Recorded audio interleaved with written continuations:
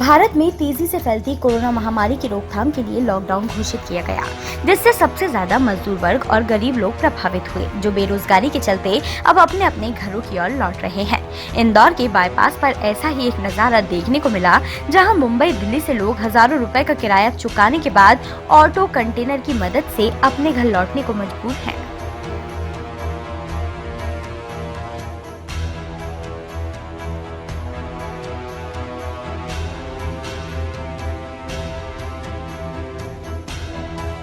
Corona काल में India और भारत की दो अलग तस्वीर सामने आई है, जिसमें एक जहां मोदी सरकार विदेशों में फंसे भारतीय बिना किसी किराया फ्लाइट से लेकर आई है, लेकिन यहीं भारत में फंसे मजदूरों को उनके हाल पर छोड़ दिया गया, जिसका नतीजा यह रहा कि गरीब और लाचारी से परेशान मजदूर हजारों रुपए का किराया चुकाने के बाद अपने अपने घर लौट रहे हैं।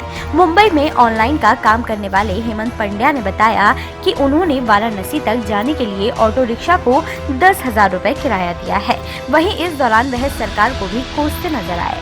कुछ आया नहीं, कुछ कंफर्म नहीं हुआ, वहाँ पर के 2 हफ्ता हो गया, इसलिए हम लोग अभी गाड़ी लेके जा रहे हैं। कम से कम 10,000 तक जाएगा वाराणसी। कुछ नहीं, व्यवस्था भी नहीं है, कोई व्यवस्था नहीं खाने का। पैसा दे रहा है, आदमी पैसा नहीं दे रहा है। आज मेरे को बाहर से जो आए हैं सब जितने सब लोग, सबको 1-1 लाख रुपए में सबको इधर लाया, फ्लाइट लेके सबको फ्लाइट से लाया। और ट्रेन से अगर जाने का है, पैसा ले लो 700 रुपये में, हम लोग तो छोड़ दो जहाँ जाने का। 1 लाख रुपये तुम इसे ले लो तो 700 रुपये हम लोग दे नहीं सकते क्या?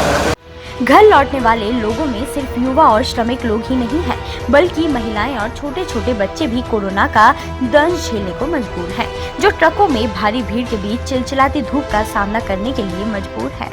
हमको इलाहाबाद जाना है, 35 लोग हैं हमारे पास। हमको सेवा सब कुछ यहाँ मिली है, खाने पीने सब कुछ सेवा मिली हमको, बहुत अच्छा मिला है, कोई परेशानी नहीं हुई, सब व्यवस्था कर रहे हैं। यहाँ के लोग कार्यकर्ता हैं वो व्यवस्था कर रहे हैं। गाड़ी हमारे पास नहीं है, वो बोले हैं गाड़ी हम तुमको करके देते हैं इलाहाबाद के लिए।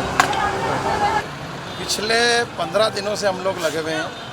ये ग्राम राला मंडल है, तेयाई नगर थाना लगता है यहाँ पे, और विगत 15 दिन में 25 से 30 हज़ार लोगों की पर डे व्यवस्था हम चाय, पानी, दलिया, खिचड़ी और छाछ, ये व्यवस्था हम कर रहे हैं प्रतिदिन 12 घंटे 13 घंटे, सुबह 5 बजे से शाम को 6 बजे 7 बजे 8 बजे तक हमारे से जितना बनता है 35 से 40 लोग गांव के लगे हुए हैं और कंटिन्यू सेवा दे रहे हैं।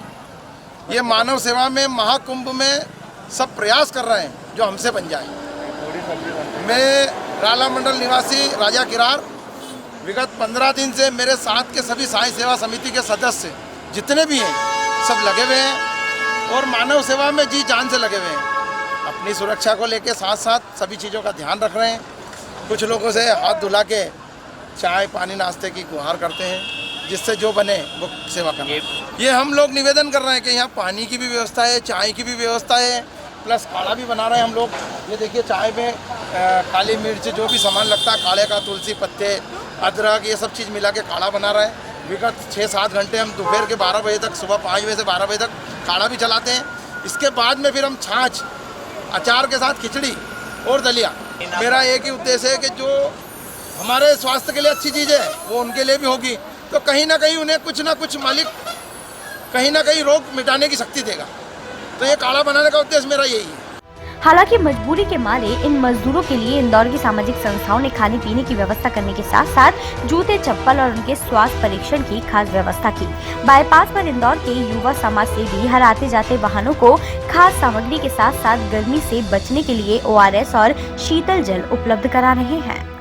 सेवा के नाम पर भैया हम गरीब में आने वाले गरीब मजदूरों को दूध, ब्रेड, पोहा, खिचड़ी, बिस्किट, डॉक्टर अवेलेबल कराया हमने। देखिए आप, डॉक्टर अवेलेबल है, पेट दर्द, सर्दी, जुकाम, बुखार, दवाई सब कुछ आदमी को रोक के दे रहे हैं।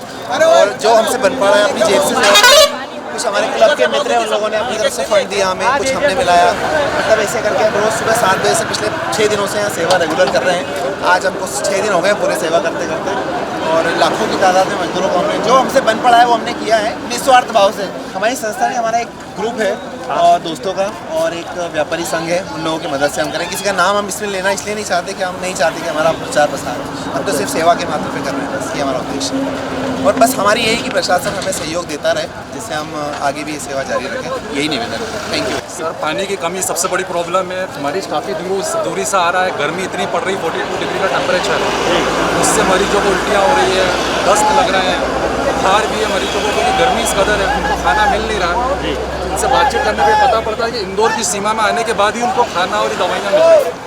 अप्रोक्सीमेट मैं तो पिछले 3 दिन से यहाँ पर आ रहा हूँ, करीब 500 से 1000 लोगों की, तो हम रोज़ सुबह शाम, मैं सुबह यहाँ 10 बजे से आ जाता हूँ, 1 बजे तक रहता हूँ, फिर शाम को 5 बजे से फिर आ जाता हूँ, रात को 8 बजे तक के रहता हूँ। जितनी मदद हो सकती है उतनी कर रहे हैं।